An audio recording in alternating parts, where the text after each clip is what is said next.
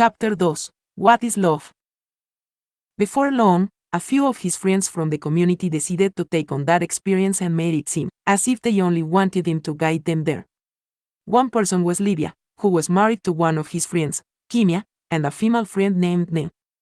Livia was a much older woman with a seductive spirit who tried to convince Desinga that Ne would be his perfect wife for him. All three of his friends persuaded Desinga to go on this adventure with them. Desinga knew Livia had manipulated his friend into marrying her. He saw her manipulative spirit as she was caught on numerous occasions, still dealing with her exes while still dating his friend, but kept it to himself. Livia continuously tried to convince him to date Nen and wanted her to seduce him, but it failed. 1. She was a very masculine lady, and 2. He didn't even find her remotely attractive. He thought of her as only a friend, and that was it. And he met that Desinga was about 21 at the time and he grew up around other cultures as a child because his mother traveled a lot from state to state, again, because she worked for the armed forces, therefore, he wasn't no feeble-minded young man. He wasn't no angel, but noticed he was surrounded by people-pleaser, and that was just not his thing. He simply let people live their lives, and he wasn't judgmental because of his upbringing. He wasn't an easy person to manipulate either.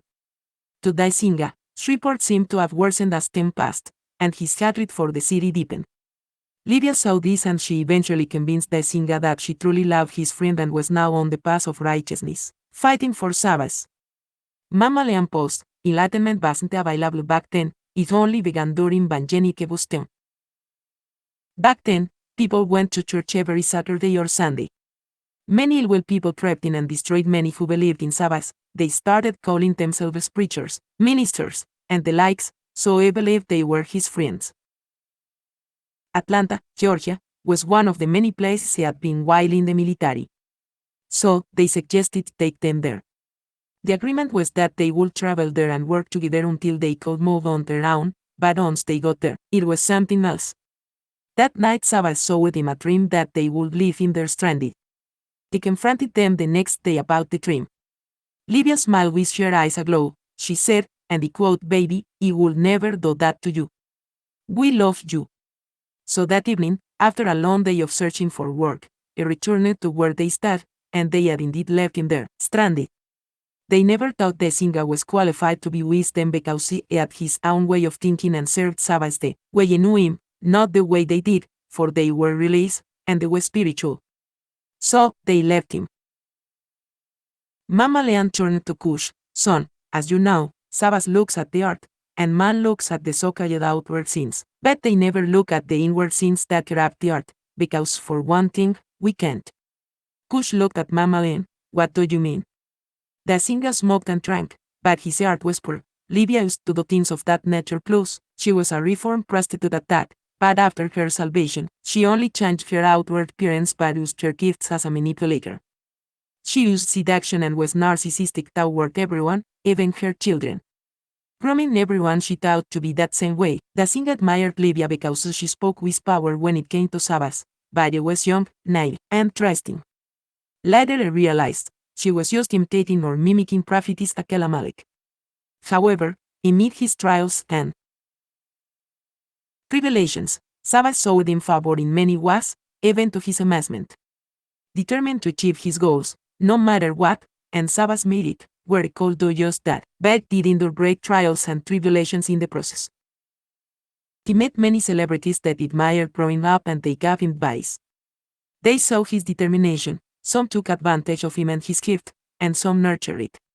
He was homeless countless times, but didn't care and made do with what he had. Eventually, he sold drugs, another popular thing in those times.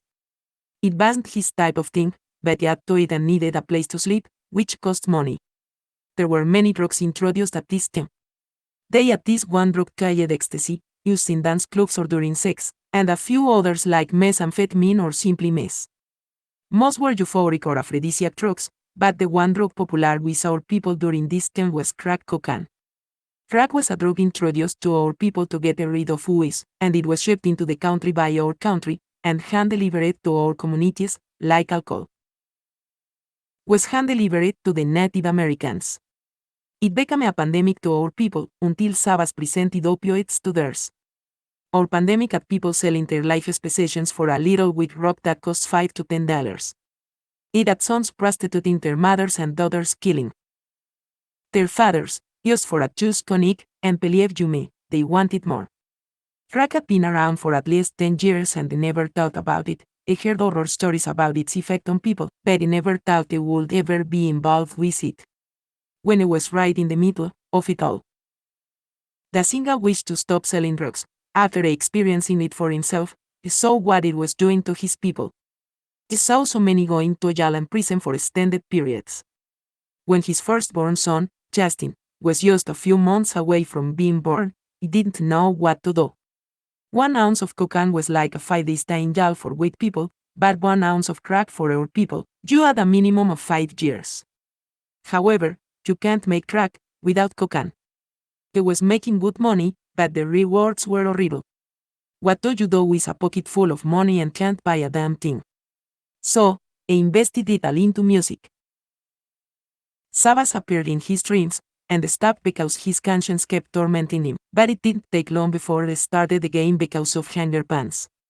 He felt himself lose hope, depression set in and started dabbling with harder drugs to kill his pain and frustrations. To be a drug dealer, you must be heartless, and most drug dealers soon become human, organ, weapons, and even sex traffickers. You see, money drives them and the more, the merrier. Dazinga's heart and conscience continued to bother him, and the embarrassment of admitting himself to a clinic for drug addiction outweighed his conviction of selling and harming others for monetary gain, not to mention the wrath of Sabbath. He had nowhere to go because his friends all sold dope. He eventually started smoking with what they called back in those days crack house after 2 days. He thought it was a true prank. One day, he took some crack from a friend to sage, but instead, he smoked it himself. That night, living in an abandoned apartment, he found himself using the bathroom on the carpet because the toilet smell was too much to bear. As he got up, he didn't even wipe himself. A mirror stood in front of him, and he looked at himself in disgust. He heard a voice. It was Sabbath who asked him, "What are you doing? Look at you, ye of little fight." He didn't know what to do, but he was a veteran. He admitted himself to the local VA hospital as an addict. To be honest, that's what it would been if he had not done so. This was when he met Ron Tyner. Ron was a slender, short man with a problem with alcohol and crack cocaine as well. This program was for 90 days. Afterward, you were transferred to a halfway house for another 90 days. After the first 60 days of both programs, they were given weekend passes. Dazinga wasn't from there, and the only relative he had was his newborn son, Justin, and the mother of his child, who didn't allow him visitation except on Christmas and sometimes not even then. One Saturday morning after breakfast, Ron approached him while Dazinga was taking a cigarette break. "Joe, Jill, our first 60 days are out of the way. Do you want to come with me to my brother's? We're having a barbecue." Dazinga's eyes lit up. "Hell yeah, I'm tired of being around here, especially on the weekend when I don't have to." While en route, sitting on the bus, Ron was in deep thought and turned to Dazinga. "Dazinga, I have something to tell you," Ron said as he continued. "I know you agreed to come over to my brother since you don't have family here in Atlanta, but I've been meaning to tell you something, and guess you're about to find out today. Cause I ain't no shame in my game." Dazinga was on the bus, with a confused look. "What the fuck are you talking about, man? Spit that shit out."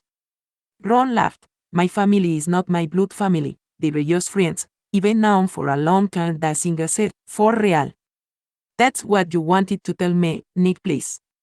I got friends at home like that I too call family as well. That's not a big deal. You act as if you're from a pack of wolves, and we're about to meet them." A smile quickly became a frown on Ron's face. "What I'm trying to say is, I'm gay." Dazinga was surprised. "You act like a man, dress like a man, and you don't have feminine was, as far as he can tell." Ron had a serious look on his face as he explained. "When he was in the army and stationed in Germany, he learned how to mask it, plus the motto was don't ask, don't tell. So, they didn't ask, and he didn't tell, but he would go of beach and party miles off in Germany, literally. He was young and promiscuous as hell, and he eventually contracted AIDS. Once I discovered the heights, he began to do more than alcohol and started in an out-of-control spiral motion since he felt it had handed me a life sentence. You only live once, so they say. The singer had mixed feelings of being confused, timid, and sad simultaneously. Bitch, you ain't gay. Hold on, you have heights. For real, man? That means, you fendie.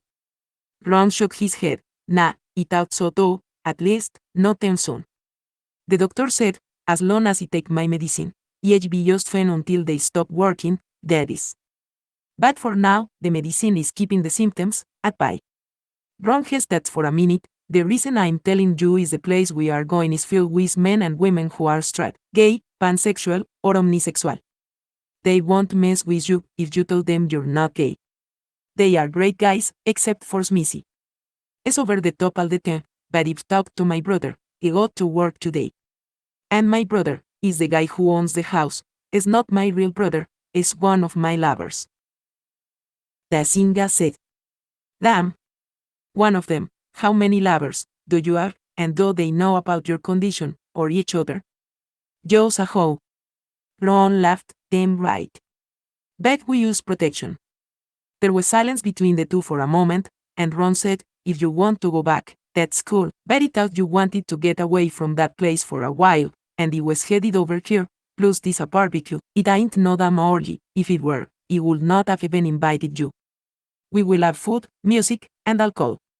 However, I don't drink, of course, except for Mayo Dueles, but that's non-alcoholic. The singer just sat there on the bus, thinking for a moment. Hell, yeah you go, cause we're almost there, but if one of them motherfucker looks at me sideways, I'm out there. They caught another bus once they arrived at Western train station. Since there was hardly anyone on this bus, Ron felt the need to explain himself. When he was young, my uncle bought me things, and at the time, he didn't know what he was doing, but after a while, started molesting most of my friends and myself. The gifts and money he showered us with were too good to let go. Pausing. He continued. Many, if not all, of the people he know, was gay. Someone molested us, either someone in the family or close to the family. Some might agree or disagree with this statement, but he believed afterward, most but not all, became promiscuous or gay. I blamed myself for letting it happen for a long time, but he let it continue. He would give us money and, hell, anything we wanted. He soon enjoyed it and I'm not ashamed of who I am. The singer had served in the military and had been around many people who had different cultures. He had learned by experience that judging people who didn't think or act like him was wrong. He didn't have to agree or disagree with what they thought. All he had to do was be himself. Cultural and religious differences were typical, but for the first time, fast sexual differences. But he just added it to the list of differences people had. Ron continued, we have different opinions, even in our ecological sexual orientation group. There are 3 types of gay men. The ones like me, who dress like a man, and act like a man but are gay. Then you have the one that dresses like a man but outwardly shows their gay tendencies, and then some dress like a woman and act like a woman. This last group is the ones he can't stand. The singer was confused. Why? You can't stand them? Ron said, if you're gay, and you don't have to put on a show to prove you're gay. As a matter of fact, there is a great division among us. Jeffrey Dahmer was gay, but because his ass was going around eating male fakes, they didn't want him associated with the gay community. I'm starting to hear people talking about binary and non-binary. What the fuck is that? You just what? Have it 20 years, and they will be going around saying we need to break down pronouns and genders or give us a classification, or both. The singer thought for a moment. I think the kind of gays that will be damaging to women will be the kind that takes a woman, then after she falls in love with them and they suddenly tell them hey, I'm gay. It will tear them apart. Ron then said. That's bisexual, and being on the deal, but it's still gay. Well, I have some friends who do that, but even that is being accepted, for a lot of these lonely-ass women now, who just want to say they have a man. You will be amazed at all the things Atlanta cater to in the homosexual, I guess, you can say, genre. They have gay bars, sex clubs and more, and most of these rich athletes, actors, singers and other boss gay finances them. Many come to Atlanta's track, but live gay. Dazinga shook his head. Y had no idea, isn't that there's a lot of them around here, especially Midtown and Backhead, and some of them, you can't even tell them apart from women, until you get up close to them, and what the fuck is a deal? Ron shook his head. He knew you're as wasn't gay, when he first saw you. Bet you were different, he just didn't know what it was. That's why, he could open up to you and tell you, my problems. But he never told you he was gay. It's not a problem for me, more like a situation. Betcha, your ass is green as fuck. Deal means down low man. Dazinga shook his head. It all sounds so confusing to me. They continued their conversation about the topic the entire way before they knew it. They were at their stop on the corner of Avon Street and Cascade Avenue. Once there, it wasn't what I thought. Everyone that came over didn't even appear to be gay at all and dressed nicely, and not one of them seemed to even act gay. Beth noticed a few males with feminine was and a few females who dressed and acted masculine, but it did not bother him. With good music, delicious food, and a few jokes, everyone was enjoying themselves. Hours later, Dazinga hears a voice, "Okay, you bitches." He rushed Maya's over here, struck from work. "Let's party." It was Missy, and Dazinga did not have to guess who it was or be introduced. He knew that was him, for it was everything Ron said. It was loud, annoying, and real. "Who do we have here?" Smithy said as he looked up and down at Dazinga and smiled with his eyes raised. Dazinga smiled and simply said, "Hi, my name is." Smithy said, "Nah, chill, really, what's up with you?" Dazinga was trying not to be rude. "My name is Dazinga, but I'm not gay, I'm a friend of Ron." Smithy said, "You're not gay now, just what till he get finished with you, you will never want another piece of catfish." Dazinga looked at Ron and mouthed, "Catfish?" Ron smiled, "To put it nicely, a woman." Dazinga offended, "Well, that's my way, it's time for me to." Ron said, No, hell no, it's time for Smithy to." Ron grabbed Smithy by the arm and rushed into another room. After a few minutes, he returned, and Smithy said to Dazinga, "I'm sorry," and blew him a kiss. Dazinga became outraged and was about to fight. Ron shook his head and asked one of his friends to take them to the nearest train station. Smithy said, "What? What did he do?" Cush interrupted, "Mammalean, can you stop for a minute? He got to use the bathroom." That tuna went right through me. Pulling over, Mammalean said, "It might have been that damn mile someone left out of the ice bags. You'll finish when you get back." Cush said as he achieved being some bushes. "So far, it don't sound like a love story. I'm used to hearing, unless Dazinga was gay." Mammalean laughed, "No, chill, there is more than the love you have for your wife. Plus, Ron played a big part in Dazinga's relationship with Deke. They were only friends, and Ron never approached Dazinga in that way. Ron loved Dazinga like a real brother. He was the first straight man who didn't look down on him because he was gay. But if you hurry, he'll finish telling you." Cush was silent for a minute, then said, "Looks like I'm going to be a while, Mammalean." Mammalean waited for a few minutes and said, "Resentment is like drinking poison and then hoping it will kill your enemies." Cush said, "For real, Mammalean?" "Right now, while I'm using it." Cush hesitated. "Who is Nelson Mandela?" Cush said, "On a mission, your worst enemy is idle." Mammalean replied, "Who is Nipsey Hussle?" Mammalean tenagged, "You can't make decisions based on fear and the possibility of what might happen." It was a few seconds later, Cush replied, "Who is Michelle Obama?" Cush, in turn, said, "If he didn't defend myself for myself, he would be crunched into other people's fantasies, for me and eaten alive." Mammalean said, "I can't remember that one." Cush said, "Audre Lorde, writer, feminist, womanist, librarian, and civil rights activist." "Okay, it's still my turn then. Start where you are with what you'll make something of it and never be satisfied." Mammalean said, "Okay, and now that one, who is George Washington Carver?" She thought, "He prayed for 20 years but received no answer until he prayed with my legs." Walking out of the bushes and zipping up his pants, Cush said, "Who is Frederick Douglass?" He headed to the back of the wagon and washed his hands. He needed that. Shaking your head, Mammalean said. Yup, you don't use up a gallon of water to wash your doggone hands. That's water for test jerseys. Now, come on here, let's go. Mammalean thought for a minute. Okay, as he was saying, you know that there is more than one type of love, don't you, son? Cush said. I know of a few. Mammalean shook her head. Well, let me tell you all of them so you won't be confused. There are about 8 different types of love people can have for one another. There is agape, spelled A-G-A-P-E, as selfless, unconditional love. Eros, spelled E-R-O-S, which is passionate, physical, and romantic love. It expresses sexual passion and desire.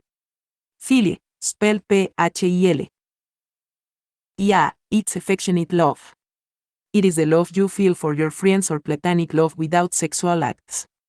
And then there is Pilautia, spelled P-H-I-L-A-U-T-I-A, self-love. Most people think self-love is narcissistic, selfish, or stuck on themselves. However, self-love is not unhealthy. It's necessary to give and receive love from other people. We cannot give to others what we don't. If we don't love ourselves, how can we genuinely love others? Storge, spelled S-T-O-R-G-E, that's familiar love. It feels like Philip, but this love is more like a parent-child love or the kind you have for a best friend. Then there is pragma, spelled P-R-A-G-M-A, is the love me and my husband have. It's enduring love, the opposite of eros. See, eros love burns out quickly because of its passion and intensity. However, pragma is a love that has matured and developed over time. The old married couples who have been together since their teenage years and still old hands, this kind of love almost became existed. This type of love don't require a lot of effort in a relationship. Both people are good at making compromises, and each of them puts in equal measures to make the other person happy. Mammalean stared into space for a minute and swiped a single tear from her eye. Oh baby, Mammalean, sorry got to thinking, that's all. Cush said, it's okay. Then she continued. Ludus, spelled L-U-D-U-S, which is playful love, a feeling of infatuation in the early days of romance. If you've been in love before, you know what I'm talking about. It's the butterflies in your stomach, the giddiness you feel when you see your love walk through the door, and the feeling of never wanting to be without them. And lastly, it's mania love, M-A-N-I-A, which is obsessive love, not necessarily a friendly type of love because it is obsessive. This type of love can lead someone into madness, jealousy, or even anger. That's because the balance between eros and ludus is terribly off. Many people who experience this type of love suffer from low self-esteem. They fear losing the object of their love, and this fear compels them to say or do some crazy as shit to keep them. If not kept under control, mania can be very destructive sometimes. Cush then said, okay, Mammalean, you and the mere Valia have ludus love for one another. Mammalean embarrassed, hush your mouth, me and Valia are just friends. Cush said, Mammalean? You both are old, and they is always calling you me Mammalean, with a strange look, so. Is the only one you tell to quit saying mento. Don't you think love can be found with him? Cush was being nice, for he knew she needed love just like anyone else, but Mammalean just said, I ain't old, I'm mature, that's all, mature, you remember that. Cush laughed, you are old to me, then smiled and sarcastically said, yeah, explain that to you later, and they both laughed. Mammalean, changing the subject, now, let me finish my story. Ain't nobody got time for you and your wannabe, Tazas. She sat there, guiding the shores, let's see, oh yeah, da singa.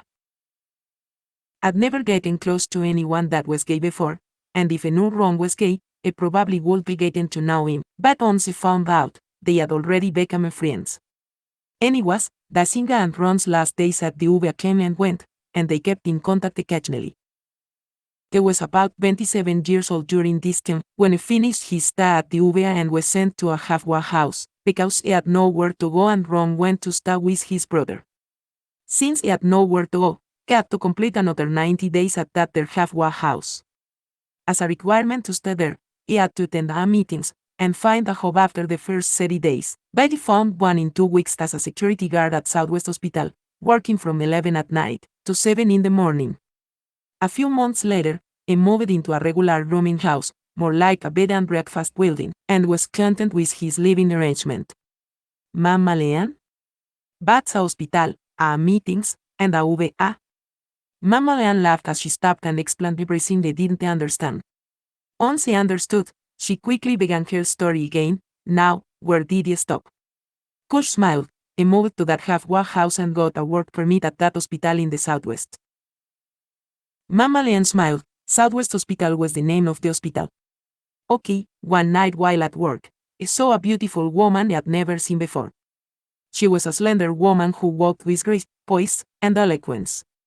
One of the most beautiful things I'd ever seen in his life was walking towards him in the hallway as he was making his rounds in the hospital. He wanted to stop and talk to her, but he only nodded his head. Hello. She smiled.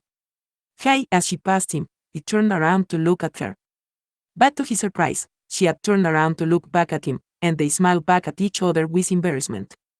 They were both embarrassed, because they did not expect to see each other looking back at one another. Dazinga felt she was out of his league and would not want someone of his stature, but little did they know she was just as interested in him as he was in her. He overheard the doctors, nurses, MT, and just about everyone were trying to talk to her. She was friendly and always spoke when she was spoken to, but Dazinga felt she would be more interested in them than him because they made more money than him. Now, Dazinga would take his store to work with him and read it whenever there was an opportunity to do so. By working that late at night, the opportunity came more than he thought. A week or so passed, and he had made his round and decided to read his story in the ER or emergency room because it was quiet and there were no patients. She was an intake receptionist in the ER, and she saw him reading the door. Easy you read the door? A lot. Are you a Christian? Your voice was like a breath of fresh air, soft and refreshing, with a bit of an accent he could not predetermine. He smiled, yes and no. She looked at him. Hey, what does that mean, yes and no? That's confusing. He smiled back at her. Well, do I believe in Christ? That's what they called Mseka back then. Cush had gotten lost in the story and politely said, yes and no. Mammalean continued. He said, well, do I believe in Christ? Yes. But no, I do not hold on to the traditions of men and let them dictate to me how to serve my God. That's a definite no. Amazed at his answers, she smiled. I like that. Dazinga was curious. I hear an accent I'm not familiar with because I have friends from Jamaica and Trinidad. It sounds similar, but it's different. Where are you from? She smiled, and what a beautiful smile it was, as she blushed. I'm from St. Thomas, the US Virgin Islands, but my family comes from Tortola, the British Virgin Islands. Sitting in the last row in the back of there, he made his way up to the front and sat down in front of her desk. What do you know about the tour? He asked. I don't know much, but I've always been curious to learn. He was excited and told her about the tour, and by the end of the night, he had summarized the entire book. Amazed at what he knew, she became very interested in him. Dazinga found himself caught up telling his story and was about to ask her something but thought about it. I'm so sorry, reaching out his hand. My name is Ajeni, but my friends call me Dazinga. She replied as stretched out her hand. It was, how you say it, caught up, enjoying you tell your story. Where am I matters? My name is Deke. You also have a little bit of an accent. It sounds like Atlanta, but it's different. Smile. I'm from Louisiana. Our culture is very similar because of the slave trade. She raised her eyebrows. You know about that as well. Not many people in Atlanta care about stuff like that. When they touched each other's hands, it felt like electricity ran through Dazinga's body. They talked and joked all night before they knew it. Their shift was over. For weeks, they spoke to each other at work and quickly fell for each other. Mammalean pauses for a moment. You know what? While I'm thinking about it, his tone in his poetry turned around during this time period. Mammalean pauses again. He recalls some of his previous work before he met her because of their timestamps. They were good, don't get me wrong, but they became exceptionally profound. There were poems like All the Qualities in It, Clearing Your Throat. She quoted the poem. Speak your mind, that's all he asked, not trying to hear anything that's fake. So, stop with the mask. Though, there might be problems, you're the one in it, no us trying to learn anyone else, all over again. You're my woman, I'm your man. We've talked, and talked. You understand my meanings, I understand yours. There is nothing else to read, communication is the key. Just consider us as one, between you and me. You have all the qualities in it. Mammalean said, that she negó. Just for you. You know the day and the day and the year, better than I do. When I first started this conversation with you. I hope by now, you know it's true. I care about you. Now, you know how I feel. Let me tell you that feeling is real. Many times, I thought God sent me meat to eat. But that meat had been spoiled, or left out too long. Or even freezer burned. Then one day, I got a message from Onig. To me, it was a great surprise. Feeling you made my whole world turn. Longing for someone to see, someone to comfort me. With these weary eyes, was love for me? I hope that feeling was true, too, for you. We talked, let everything out. Didn't hold back. Yes, we both told the truth. That's how we met. I wouldn't mind falling in love with you. You are caring, sharing, loving and wise. This is no lie. Don't stop what you do. Because you are who you are, and because of that, I wrote this. Because I want you to know that this is not, that she negó. Mammalean said, having sex was making love, Cush blues as she continued. What is the difference with making love and having sex? With sex, there is no emotional involvement. With love, there is. Sex can be performed with anyone. With love, that person has to be something special. Someone especial. Sex can be purely lust, making love involves love. Today many don't believe in love. One could be in love, and the other in lust. Love, the word itself. The word has many meanings, defined by everyone differently. Either way, it seems with lowest definition. None of them are expressed today. Sex is another word, many try to use it interchangeably with love. Sex can be perverted love. Even though sex and love to many is the same. That's insane. There is a difference. I'm here today to make this claim. Help you see. So, when you meet someone for the first time, do you want to go to bed with them? Because of lust or love? Let me explain.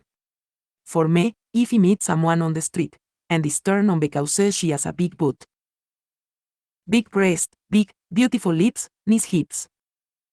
If I see that person only for that, it's lust. I want sex. But if that same person in which I meet interests me, I get to know her, enjoy talking to her, being around her. Seeing more than just the body, eventually. That can be love. Two in love can have sex, but two in lust can't make love. These are my differences between making love and having sex.